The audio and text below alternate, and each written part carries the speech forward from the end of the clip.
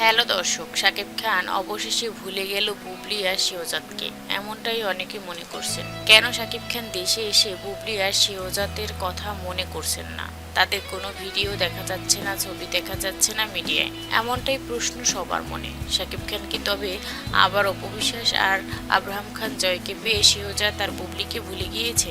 Viewers, বিস্তারিত জানতে ভিডিওটি এক মুহূর্ত না টেনে আমাদের সঙ্গে থাকুন। শাকিব খান 1 মাস থেকে এসেছে আমেরিকাতে, বেশ কিছুদিন হয়ে গিয়েছে। সেখানে গিয়ে শেহজাদ তার বুবলির সাথে আনন্দ করেছে, ঘুরেছে, শপিং করেছে, কফি খেয়েছে, যা আমরা মিডিয়ায় দেখেছি। আমেরিকার প্রত্যেকটা অলিগলিতে ঘুরেছে, পার্কে ঘুরেছে, শেহজাদকে ভালো একটা সময় উপহার দিয়েছে, যা আমরা মিডিয়ায় দেখেছি। টুকটাক শেয়ারও করেছে ফেসবুকে। এরপর আব্রাহাম খান জয়ের জন্মদিনে চলে এসেছে বাংলাদেশে। সেই কত ধুমধামভাবে জন্মদিন পালন করলো, সাথে অপবিশ্বাসকে নিয়ে পুরো পরিবার। সবার প্রশ্ন, সবার কথা যে অপবিশ্বাসের সাথে যদি তার সম্পর্ক নাই থাকতো তবে কিভাবে এভাবে আনন্দ করতে পারে। শাকিব খানের সাথে অপবিশ্বাসের ভালো একটা সম্পর্ক রয়েছে, যা মিডিয়ায় আমরা বুঝতে পেরেছি। অন্যদিকে কেনই বা বুঝবো না, অপবিশ্বাসের জন্মদিনের দিনও রাতে তার বাসায় কেক নিয়ে গিয়ে একসাথে কেক কেটে আনন্দ করেছেন। এই থেকেই বোঝা যায় যে অপবিশ্বাস শাকিব খানের মাঝে ভালো সম্পর্ক রয়েছে। তবে বুবলিকে কি সময় দিয়েছেন শাকিব খান? কি হিসেবে দিয়েছেন? ছেলের মা হিসেবে।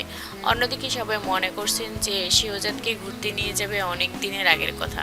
শেহজাদ ছোট, তাই নিয়ে যেতে পারেননি তার মাকে ছাড়া। তারা এক হোটেলে এক বাসায় থাকেননি, আলাদা আলাদা হোটেলে রয়েছেন, এমনটাই মতামত করছেন অনেকেই। অন্যদিকে সবাই মনে করছেন অপবিশ্বাসের সাথে যতটা না সম্পর্ক রয়েছে তার বেশি সম্পর্ক আছে বুবলির সাথে, কারণ তাদের কিছু ছবিতেই বোঝা যাচ্ছে যে শাকিব খানের সাথে বুবলির কতটা সম্পর্ক রয়েছে।